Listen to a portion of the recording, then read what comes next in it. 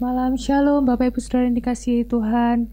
Puji Tuhan kita jumpa lagi dan kita bersyukur karena Tuhan senantiasa memelihara kita, memberikan kita kesehatan, dan terlebih malam hari ini kita boleh bersama untuk bersekutu dalam ibadah PKS. Mari kita akan buka ibadah PKS malam hari ini. Kita nyanyikan satu pujian, Allah sumber kuatku.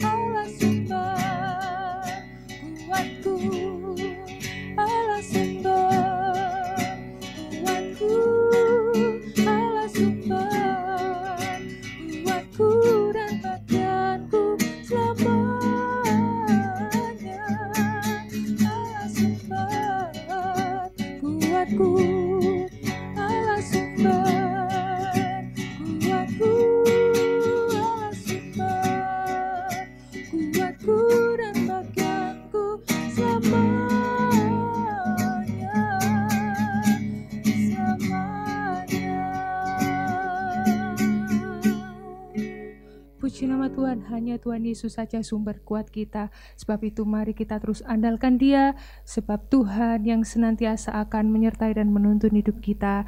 Dan kita akan sambut firman Tuhan malam hari ini. Kita akan pujikan satu-satunya yang ku andalkan.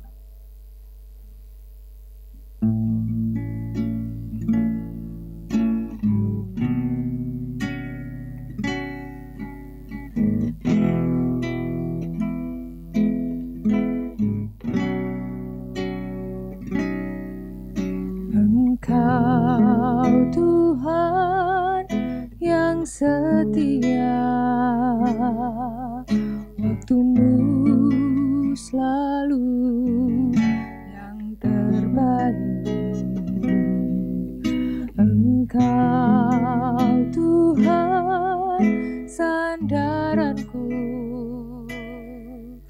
dan ku hanya kan berharap padamu. Satu-satunya yang ku andalkan, satu-satunya yang ku percaya. Engkau sumber kekuatan, sumber pengharapan, sumber kedamaian.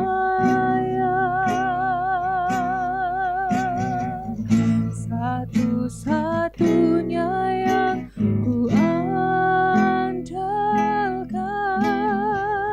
satu-satunya yang ku percaya. Engkau Tuhan memberkati, Tuhan penyembuhku, Tuhan pemulihku. Satu-satunya yang ku andalkan,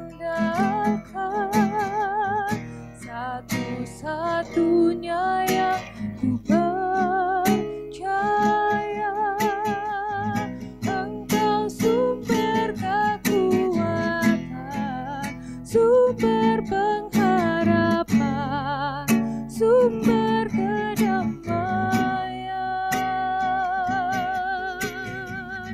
Satu-satunya yang ku andalkan,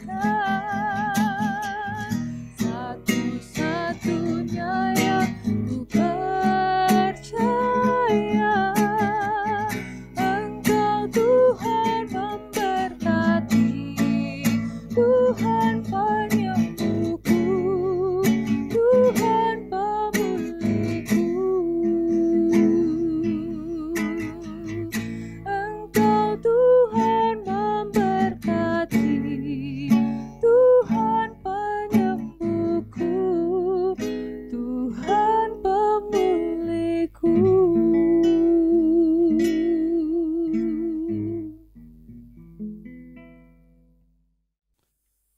Bapak Ibu yang kasih Tuhan, saudaraku semua, mari kita satukan hati kita dalam ibadah Persekutuan Keluarga Sejahtera. Malam hari ini kita akan diberkati oleh kebenaran firman Tuhan. Allah Bapa kami yang kami muliakan, yang kami kenal dalam nama Tuhan Yesus Kristus, kami ucap syukur ya Tuhan atas lawatan-Mu dalam ibadah Persekutuan Keluarga Sejahtera malam hari ini ya Tuhan. Kami telah memuji, memuliakan nama-Mu ya Tuhan.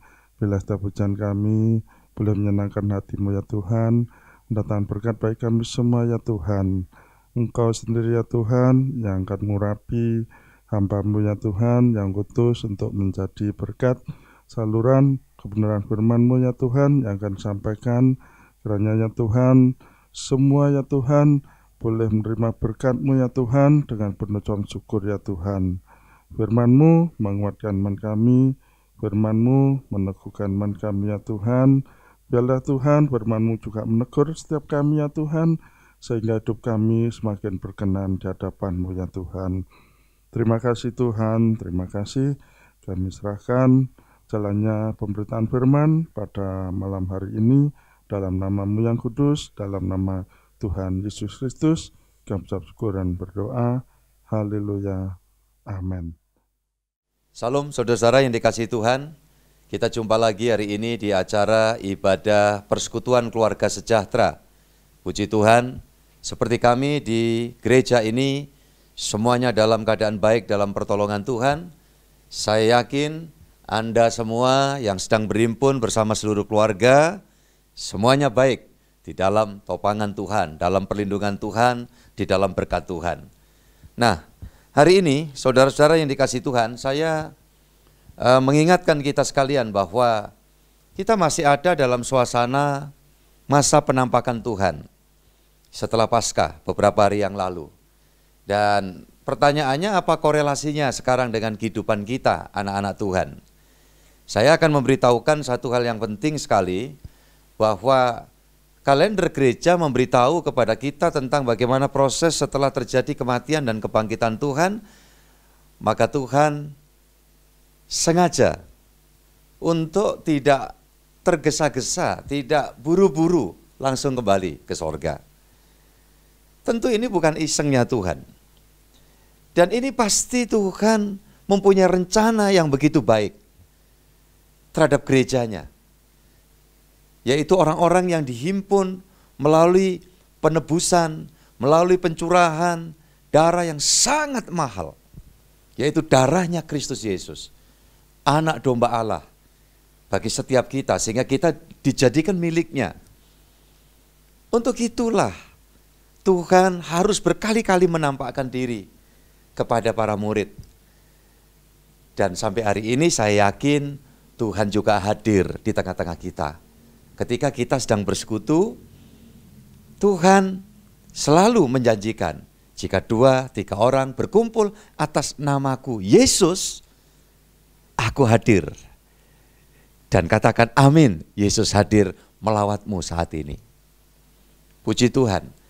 Saya akan membaca beberapa ayat berkaitan dengan Tuhan menampakkan diri kepada para murid yang di dalam kisah yang ditulis oleh Yohanes, Injil Yohanes 21, dari ayat 1 sampai ayat 14, sering disoroti oleh para pengkhotbah, pemberita firman.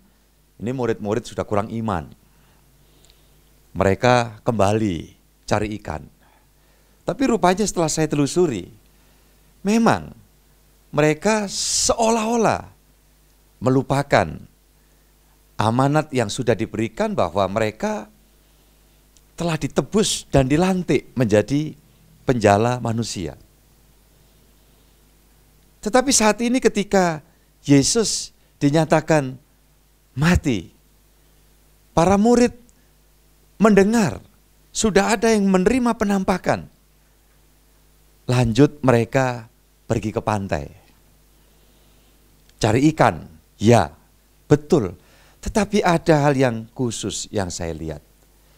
Bahwa dari murid-murid itu masih tetap mereka menjalin satu persekutuan. Faktanya yang berkumpul di situ adalah murid-murid yang sudah dipanggil oleh Tuhan, minus 1, Yudas Iskariot. Sudah menerima bagiannya, karena dia harus berbuat sangat jahat terhadap gurunya. Saudara-saudara yang dikasihi Tuhan, apa hal yang khusus yang saya dapatkan dari Yohanes pasal 21 ini? Bahwa para murid itu tetap dalam persekutuan. Mereka tinggal bersama-sama di antara mereka. Dari situ saya dapat satu kebenaran penting, bahwa persekutuan anak-anak Tuhan, orang yang ditebus Tuhan, itulah yang memungkinkan sekali untuk Tuhan selalu hadir menampakkan diri. Saat ini Tuhan hadir di tengah-tengahmu. Saya baca Yohanes 21 ayat 1 sampai 14, tetapi saya penggal ayat 1 saja, kemudian ayat 7 dan ayat 14. Ayat 1. Kemudian Yesus menampakkan diri lagi kepada murid-muridnya di pantai Danau Tiberias, dan ia menampakkan diri sebagai berikut. Nah, ayat 1. Saudara yang dikasihi Tuhan, menampakkan diri kepada para murid. Tuhan tidak lantas menganggap, wah ini sudah murid-murid tidak loyal lagi, dibiarkan. Tuhan selalu memahami. Ini istimewanya Sang Pencipta, Firman yang datang dalam wujud Yesus. Wujudnya seperti manusia. Kenapa? Karena memang dia sungguh-sungguh memahami manusia itu sendiri. Maka dia tampil dalam wujud ini. Dan di situasi barangkali krisis yang dialami para murid saat itu, mereka cari makan, cari nafkah. Ternyata Tuhan tidak marah. Tuhan datang di situ. Masih disebut datang kepada para murid. Yang bersama-sama menjalin satu fellowship. Kebersamaan ini rupanya membuat Tuhan hadir di situ. Sekali lagi, Tuhan sangat mencintai persekutuan. Dan dalam hal ini, persekutuan keluarga sejahtera. Puji Tuhan. Ayat yang ke-7. Maka murid yang dikasihi Yesus itu berkata kepada Petrus, "Itu Tuhan."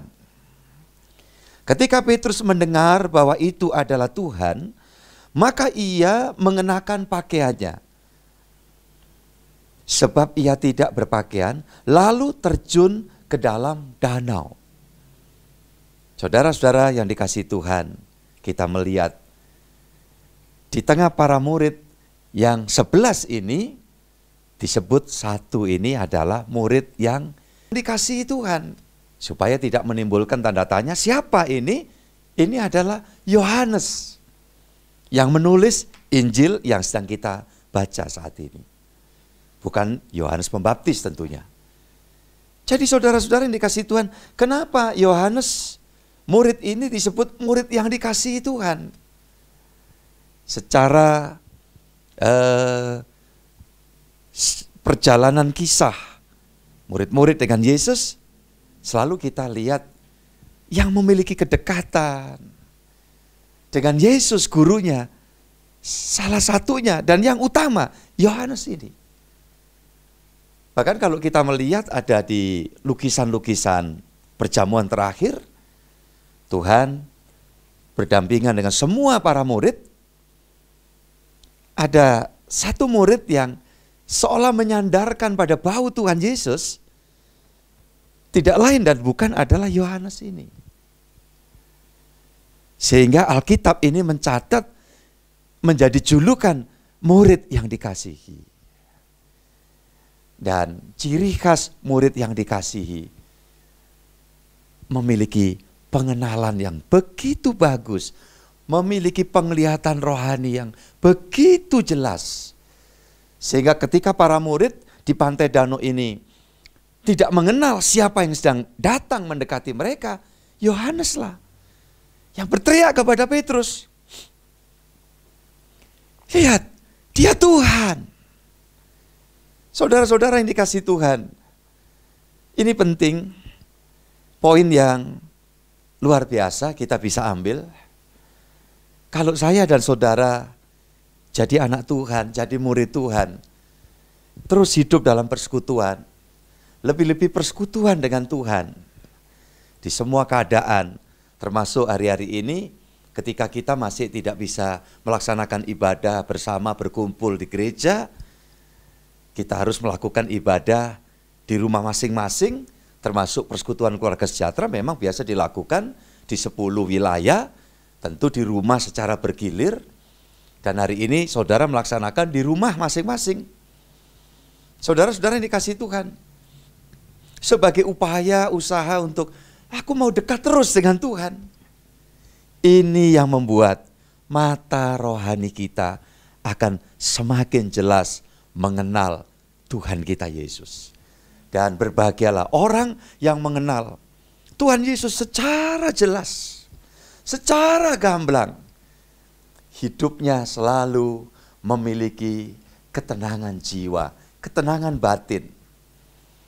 Karena semakin kita dekat melekat dengan Tuhan, sifatnya Tuhan, kepunyaannya Tuhan, apa itu? Damai sejahtera diberikan kepada kita. Tidak peduli situasi, kondisi, apapun yang saat-saat sekarang ini selalu menjadi bahan pemberitaan media tentang pandemik. Ya, saudara-saudaraku yang dikasihi Tuhan, perlu ada upaya yang jelas untuk kita segenap warga masyarakat sehati sepakat untuk mengatasi dan mengadakan seolah-olah perlawanan ya dengan COVID-19 ini. Dengan cara apa? Sederhana, tentu anak Tuhan dalam perspektif saya sebagai seorang hamba Tuhan, pendeta, dengan yang pertama doa. Yang berikutnya apa? Anjuran SOP kita laksanakan aja. Pakai masker, cuci tangan, hand sanitizer kita gunakan. Saudara yang dikasihi Tuhan, kalau tidak perlu banget kita tidak usah keluar rumah, kita bisa mengerjakan pekerjaan di rumah. Walau memang banyak harus penyangkalan diri, tidak jarang orang berkata, waduh Pak rada suntuk Pak, rada bosen Pak.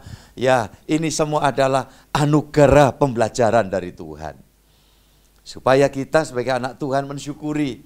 Karena pastinya tidak semua generasi mengalami satu keadaan yang spesial seperti sekarang. Bahkan itu menyeluruh, global, seluruh dunia. Penduduk bumi mengalami situasi yang sama. Kita belajar bersyukur. Kita belajar dari pribadi Sang Kristus. Kita rendahkan hati. Kita bangun hubungan yang baik dengan Dia. Saya yakin dan percaya, apa-apa yang dipunyai Tuhan, disediakan oleh Tuhan, nanti akan dibagikan kepada kita. Saudara-saudaraku yang dikasihi Tuhan. Apa itu? Itu kaitannya dengan berkat-berkat yang umum. Makanan, minuman, kebutuhan hidup, saudaraku, sinar matahari yang diperlukan untuk menstimulus ya kita mendapatkan vitamin D atau apa macam-macam, saudaraku, itu berkat umum. Dan kepada kita anak-anak Tuhan mendapatkan berkat yang khusus. Kalau berkat umum itu hanya kepunyaan Tuhan ya, diberikan oleh Tuhan. Tetapi kalau berkat khusus itu, kehidupan Tuhan diberikan kepada gerejanya melalui korbannya di atas salib, turunnya Dia ke alam maut, bangkit keluar dari kubur, dari maut, dan Dia datang senantiasa menampakkan diri kepada setiap murid-muridnya yang sungguh-sungguh ingin membangun hubungan fellowship dengan Tuhan kita Yesus. Itulah berkat, double berkat. Kalau berkat umum semua dapat, orang baik dapat, orang jahat dapat, iya kan? Tapi kalau berkat yang khusus ini adalah berkat bukan cuma Tuhan memberikan sesuatu yang Dia punyai, tetapi Tuhan memberikan hidupnya kepada kita. Maka di dalam Yohanes pasal 10 kan ayat yang ke-11 dijelaskan di sana. Gembala yang baik memberikan nyawanya bagi domba-dombanya. Yang berhak menerima berkat khusus itu adalah domba-dombanya. Makanya dia rela mendapat predikat sebagai anak domba Allah yang menghapus, mengangkut dosa isi dunia. Yaitu apa? Dosamu dan dosaku. Yang percaya bersyukur katakan amin. Kita bersyukur situasi seperti ini Apa? Tuhan tidak pernah jauh, dia selalu datang, selalu bersama dengan kita. Yang percaya katakan amin. Jadi saudara-saudara yang dikasihi Tuhan, semakin kita bersekutu dengan Tuhan, mata rohani kita jelas melihat Tuhan, semakin kenal Tuhan. Dan kalau semakin kenal Tuhan, udah hidup di dunia ini kita yakin sesulit-sulitnya pasti ada cara Tuhan menolong kita. Amin. Sesukar-sukarnya pasti Tuhan tidak terlalu sukar untuk mengulurkan tangan bagi kita. Serumit-rumitnya hasil diagnosa dokter tentang penyakit yang dialami oleh beberapa ya dari saudara yang saat ini sedang sakit.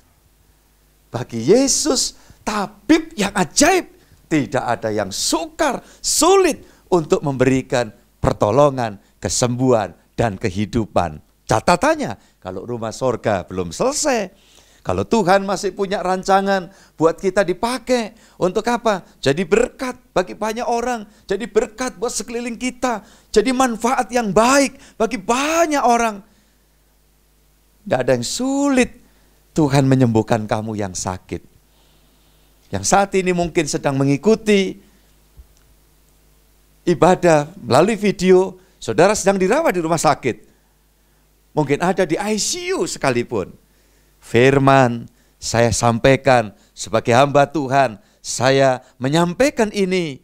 Jangan takut, jangan bimbang, jangan gelisah, tetap semangat saja. Karena firman katakan, hati yang gembira bersandar Tuhan. Kalau Tuhan menjamah, tidak ada yang sulit. Kau sembuh, kau keluar dari rumah sakit, saatnya kau beraktivitas kembali. Masih bisa beribadah, melayani Tuhan, sungguh-sungguh. Jadi berkat bagi banyak orang. Amin. Dalam nama Yesus, tidak ada yang sulit bagi dia. Puji Tuhan. Yang penting, kenali dia. Hidup yang begitu akrab, harmonis dengan Tuhan. Sehingga jadi murid yang dikasihi. Saya dikasihi Tuhan, saudara dikasihi Tuhan.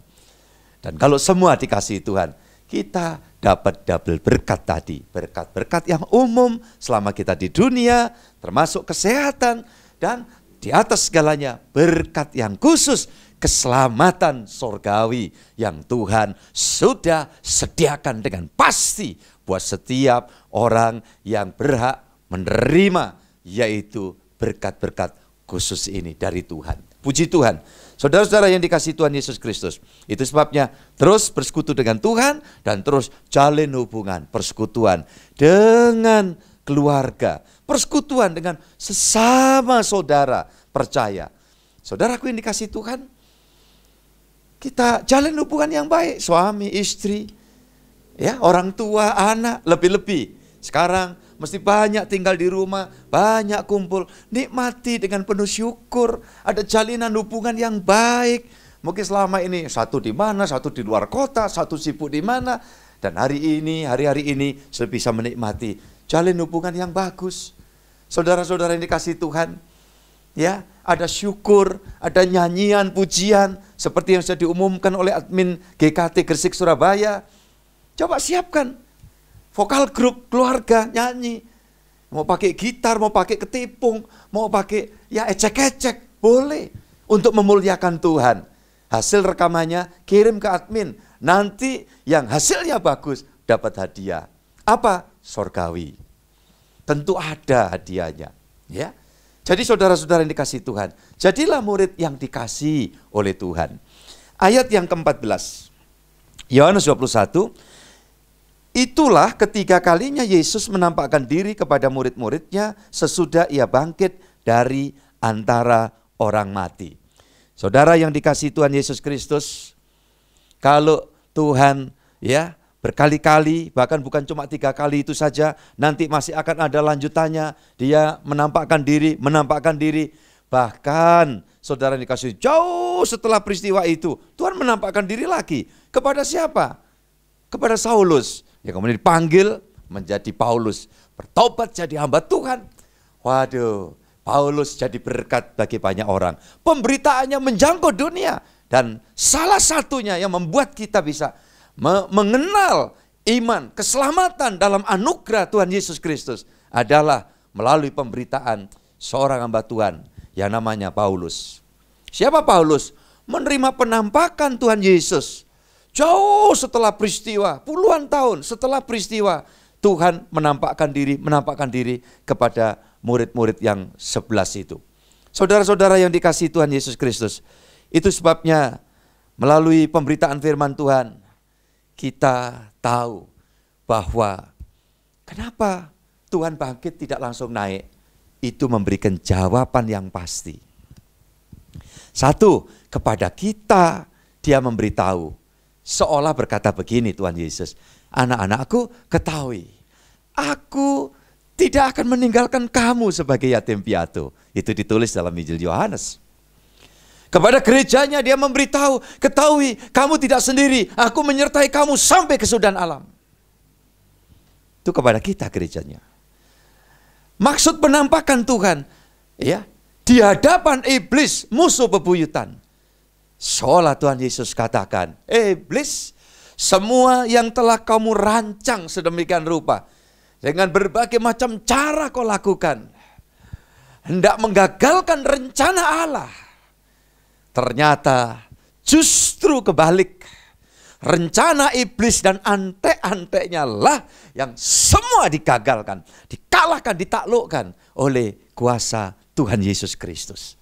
Jadi kepada gereja, Tuhan Yesus ingin menyampaikan, aku menyertai kamu. Kepada iblis, Tuhan Yesus ingin menyatakan, memproklamirkan, memproklamasikan, ya, di hadapan kita semua. Dia berkata kepada iblis, iblis, engkau tidak akan pernah bisa menggagalkan rencana Allah. Sebuah ayat mencatat penyaliban Yesus. Barangkali mulanya iblis mengira sudah dikalahkan, rencana Tuhan digagalkan. Ya, firman yang jadi Yesus sudah dibinasakan. Tetapi itu hanya omong kosongnya iblis. Tidak akan pernah terjadi. Bagi Yesus, firman Allah adalah Allah itu sendiri yang datang dalam wujud. Makanya proses kedatangannya, kalau dikatakan dia mati, memang dia mati, turun ke alam maut, memang benar. Bukti-bukti firman Tuhan menjelaskan, keluar dari kubur, keluar dari maut, jelas terbukti sampai hari ini. Semua kuburan selalu ada jenazah di dalamnya, kecuali kubur Yesus. Dunia bisa membuktikan tidak ada lagi di sana. Kenapa? Karena Yesus selalu hadir di semua tempat, di waktu yang bersamaan sekalipun. Karena memang dia maha ada, dia maha dahsyat, dia mampu mengatasi segala perkara. Termasuk masalahmu, masalahku. Kalau kita sungguh-sungguh bangun fellowship yang baik dengan Tuhan, bangun fellowship yang baik dengan sesama keluarga percaya. Saya yakin, seyakin-yakinnya, semua masalah kesulitanmu pasti akan diubah oleh Tuhan menjadi bagian penting di mana kita akan ditabiskan menjadi orang-orang yang selalu diluluskan melewati ujian demi ujian. Puji Tuhan, Tuhan tidak pernah merancang yang buruk. Iblis selalu merancang yang buruk. Ini perlu saudara ketahui. Sebagai hamba Tuhan pendeta, perspektif saya sebagai seorang hamba Tuhan harus menyampaikan ini. Di dalam dunia ada dua kekuatan. Yang maha dahsyat ada kekuatan Tuhan kita Yesus. Dan ada kekuatan yang lain di atas rata-rata manusia, yaitu kekuatan iblis. Maka manusia kalau tidak bergantung pada kekuatan yang maha dahsyat, yaitu kekuatan Tuhan, maka dia akan mudah dikalahkan, mudah diombang-ambingkan oleh iblis, setan, dan antek-anteknya. Tapi mengucap syukur, puji Tuhan, setelah Tuhan menebus kita, kita membangun hubungan yang baik dengan Tuhan Yesus Kristus. Saya yakin dan percaya, tidak ada kuasa kegelapan, kuasa setan, demit apapun yang dapat menyentuh setiap orang yang percaya. Amin. Puji Tuhan. Jadi saudara-saudara yang dikasihi Tuhan, maksud penampakan Tuhan seperti itu. Kepada gereja, sekali lagi, kepada gereja, ketahui, aku tidak pernah tinggalkan kamu. Di hadapan gereja, dia katakan kepada iblis, iblis, rencanamu semua terbalik. Gagal semua, kamu tidak bisa mengalahkan rencana Tuhan. Yesus disalib, pikirnya iblis menang. Jawaban Alkitab menjawab, ayo coba kita buka. Kolose pasal 2 ayat 14 dan 15. Dengan menghapuskan surat hutang yang oleh ketentuan hukum mendakwa dan mengancam kita, Dan itu ditiadakannya dengan memakukannya pada kayu salib. Puji Tuhan, salib Yesus tentunya. Ayat yang ke-15, ia telah melucuti pemerintah-pemerintah dan penguasa-penguasa dan menjadikan mereka tontonan umum dalam kemenangannya atas mereka. Penguasa yang di udara, pemerintah-pemerintah yang dimaksud di sini adalah apa? Kuasa-kuasa kegelapan, roh-roh dunia, roh-roh yang jahat, roh-roh najis dan lain sebagainya. Semua justru tertaklukkan ketika Yesus mati di salib. Yesus turun ke alam maut. Ibrani 2 ayat yang ke-14. Dikatakan Yesus mematahkan iblis yang berkuasa atas maut. Setelah selesai semua itu, Yesus keluar dari kubur. Dia bangkit, dia menampakkan diri, dan dia hidup untuk selama-lamanya. Untuk menyertai kita dan nanti akan mendampingi kita sampai kita pulang di dalam sorga yang mulia. Amin. Inilah firman Tuhan. Sekali lagi, saudara dikasih Tuhan, iblis merancang menggagalkan rencana Allah. Tetapi justru yang terjadi sebaliknya. Saya akan ambil contoh. Ketika kita anak-anak Tuhan yang sudah lama ke gereja, ya, belajar tentang sejarah riwayatnya kitab Ester. Tentu kita semua tahu. Tetapi saya harus menyampaikan ya kisah itu secara garis besar sebelum saya baca satu ayat di dalamnya. Bagi saudara yang barangkali ya belum lama saudara sedang belajar untuk mengetahui kebenaran firman Tuhan, kitab Injil. Maka saya sampaikan, ada seorang anak gadis namanya Ester. Dia yatim piatu yang dibesarkan oleh pamannya yang namanya Mordekai.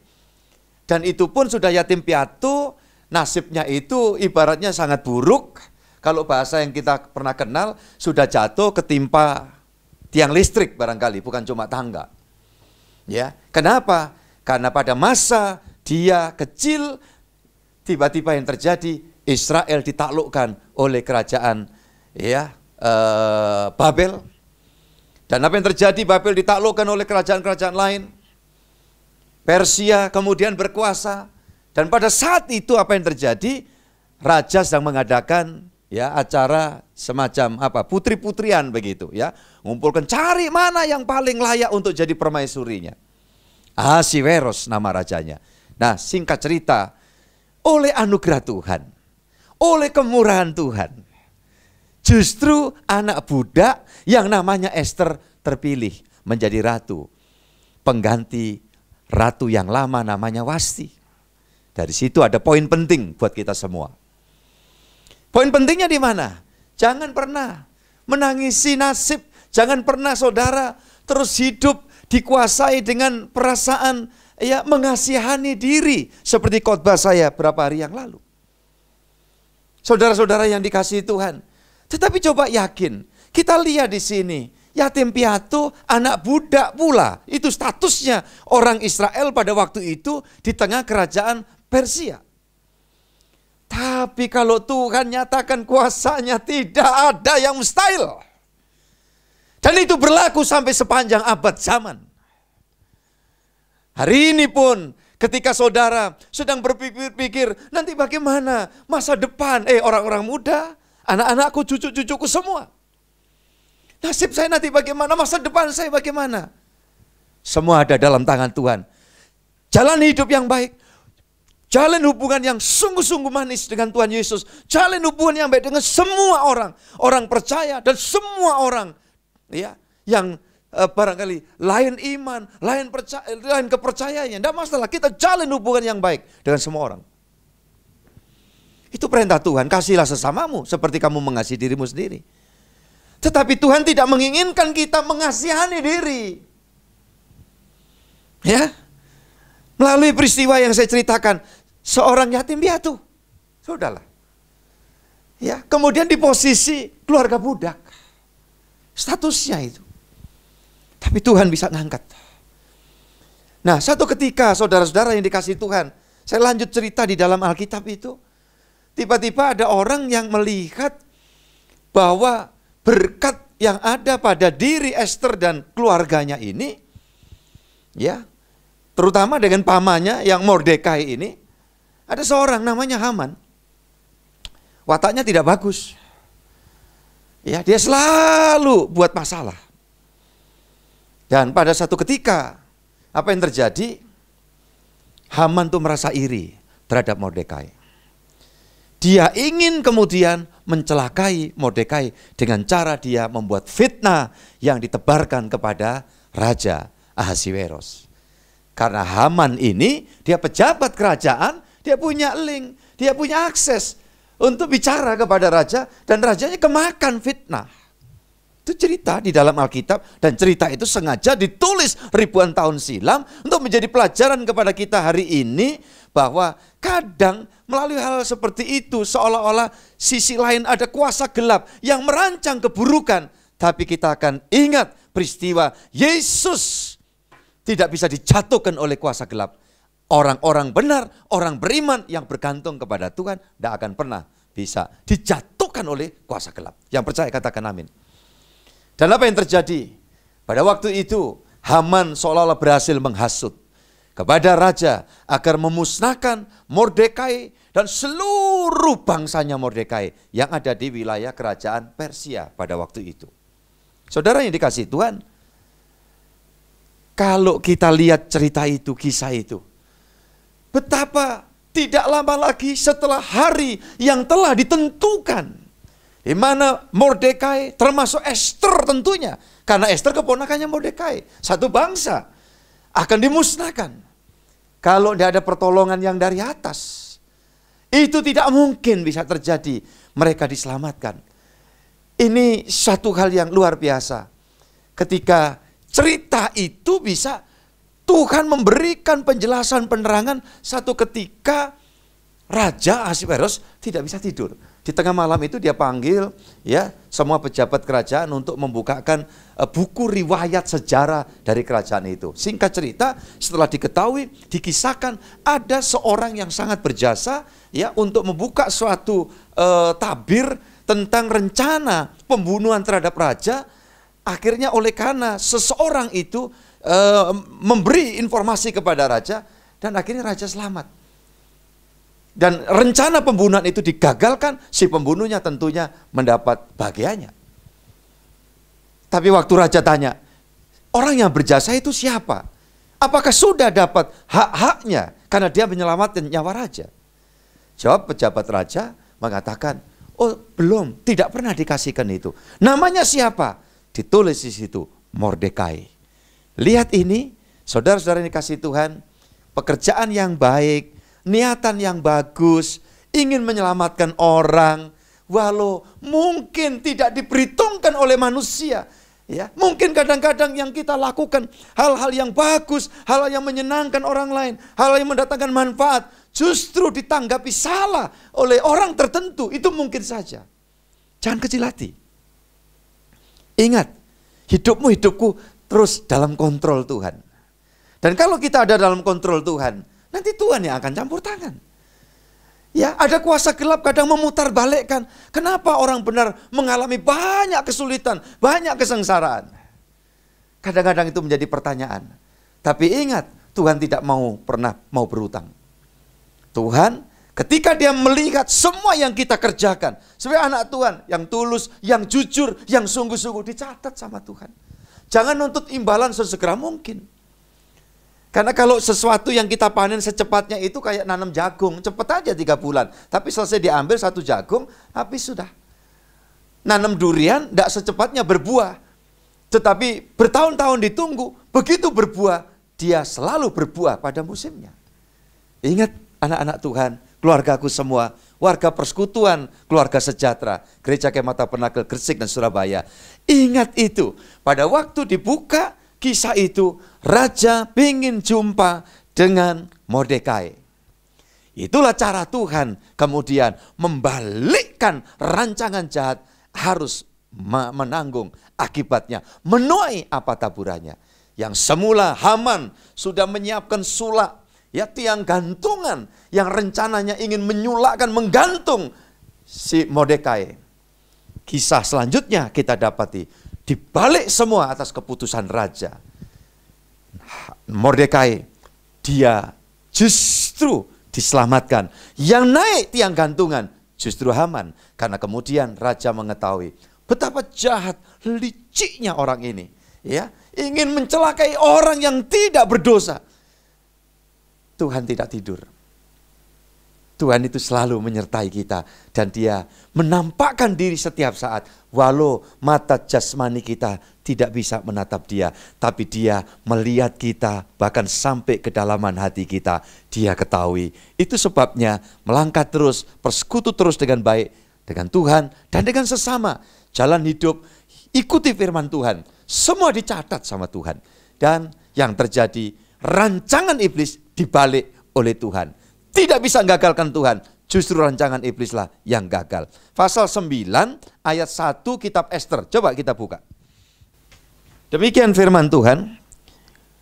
Dalam bulan yang ke-12, yakni bulan Adar, pada hari yang ke-13, ketika titah serta undang-undang raja akan dilaksanakan, pada hari musuh-musuh orang Yahudi berharap mengalahkan orang-orang Yahudi, terjadilah yang sebaliknya, orang Yahudi mengalahkan pembenci-pembenci mereka. Saudara-saudara yang dikasihi Tuhan, ingat ini konteksnya, bukan orang Yahudi kemudian yang balik membalas kepada bangsa ya yang hendak memusnahkan orang Yahudi ini. Tetapi Tuhan yang mengatur dan atas keputusan raja, karena raja sudah sempat mengeluarkan semacam dekrit. Ya, dekritnya adalah semua bangsanya Mordekai harus dimusnahkan. Tetapi pada hari disebutkan hari tanggal yang ke-13. Justru dibalik karena Tuhan memberikan pencerahan kepada Raja Ahasiweros. Ini semua mendatangkan satu hikmat pelajaran buat kita. Bahwa kalau kita hidup mengandalkan Tuhan, lihat kalau Tuhan melakukan sesuatu, itu tidak sesulit yang kita bayangkan. Karena Tuhan itu dahsyat, luar biasa, dan sanggup melakukan segala perkara. Itu sebabnya yang terjadi yang sebaliknya. Hari-hari ini saudara mungkin masih harus menghadapi pergumulan, menghadapi kesulitan. Tidak masalah, ini justru pengalaman spesial yang dianugerahkan pada generasi kita. Generasi yang sebelumnya mungkin tidak mengalami seperti ini. Orang masih di rumah semua, dianjurkan banyak kegiatan di rumah saja. Generasi-generasi selanjutnya, entah kapan lagi akan terjadi seperti itu.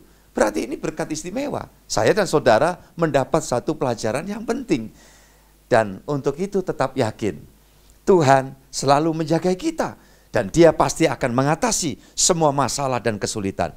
Kemelut yang serumit apapun, Tuhan bisa menyelesaikan pada waktunya. Amin. Itu sebabnya tetap semangat, bangun, hidup ya dengan menghargai kehidupan yang diberikan Tuhan. Itu yang dinamakan mengasihi hidup. Pakai masker, pakai aja. Saudara-saudara yang dikasihi Tuhan. Iya, kan itu hal yang baik. Kenapa tidak? Iya kan? Kenapa kita menghargai hidup yang Tuhan anugerahkan? Perkara nanti satu waktu Tuhan waktunya panggil kita pulang ke sorga. Nah masalah. Karena saya mengatakan, ada virus, gak ada virus, tubuh ini bakalnya ditinggal. Semua pasti ditinggal.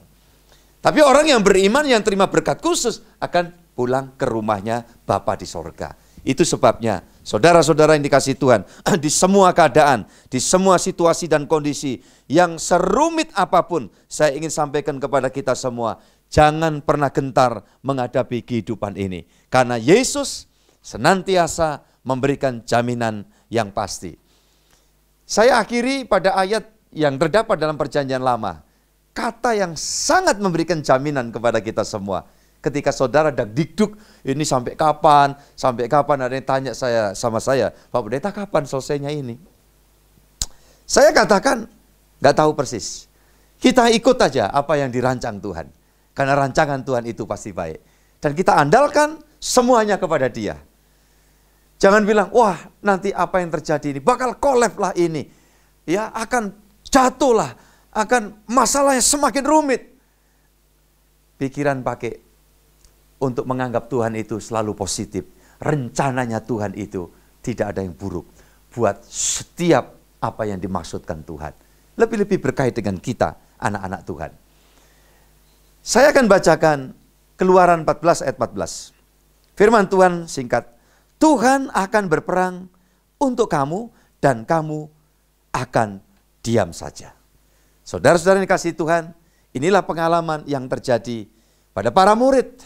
Ketika mereka rasanya rada lesu, letih, bagaimana ini? Ya, kehidupan ini. Mereka kembali ke tepi danau untuk cari ikan.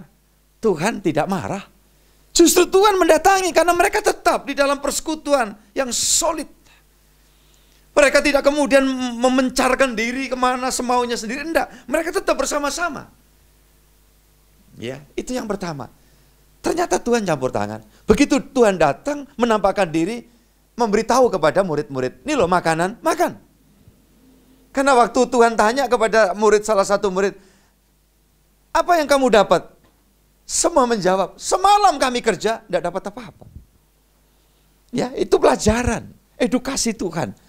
Sampai hari ini buat kita, ketika kita berpikir dengan cara kita bisa menolong diri sendiri, pasti gagal. Tapi ketika kita butuh pertolongan, kita bersandar kepada Tuhan sambil kita melangkah, yang kita bisa lakukan hal-hal yang baik, yang benar di mata Tuhan. Nanti Tuhan yang akan berkarya. Nyawa satu bangsa begitu terancam pada zaman kitab Ester. Allah bisa membalikkan kisah itu. Justru yang terjadi yang sebaliknya.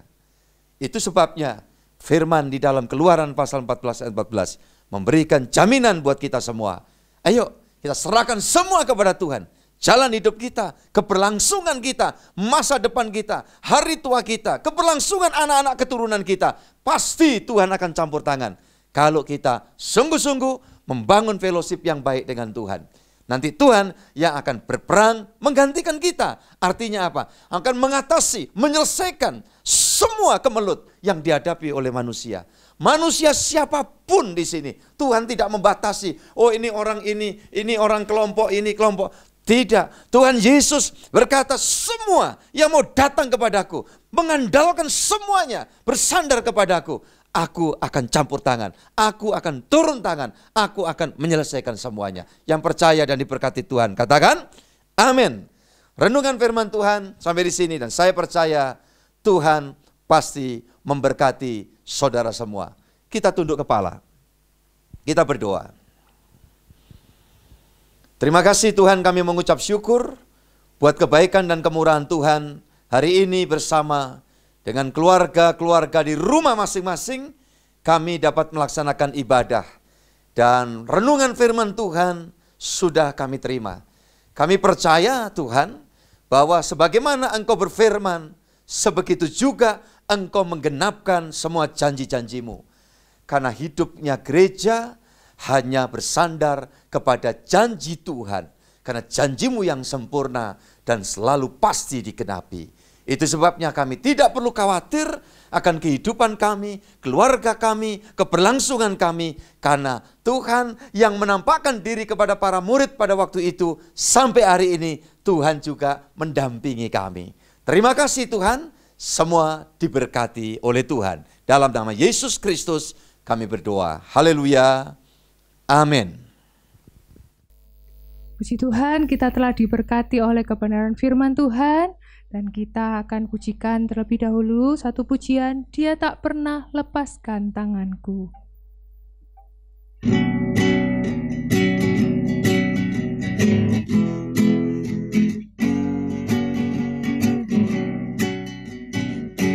Dia tak pernah lepaskan tanganku.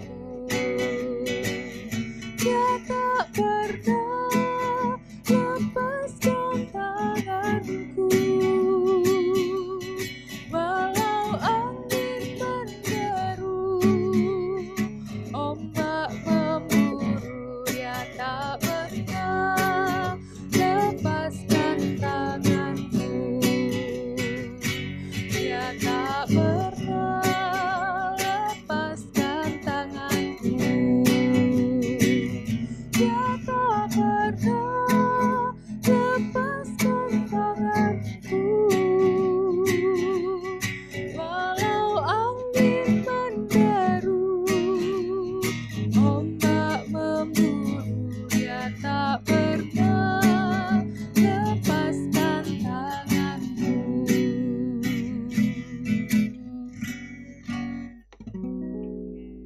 Marilah saudara-saudara yang dikasihi Tuhan, kita menyelesaikan seluruh ibadah ini, dan saya yakin perbuatan bakti saudara semua di rumah masing-masing dan tentu pelayanan kami bersama seluruh tim ada di dalam perkenanan Tuhan, dan pasti Tuhan memberkati, menyertai dan menopang kita senantiasa. Kita akan menerima berkat Tuhan.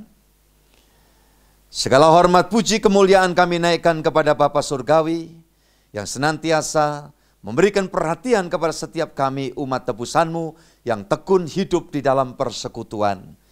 Olehnya hari ini Tuhan sebelum kami menyelesaikan semuanya, berkenan Tuhan melimpahi kami dengan berkat.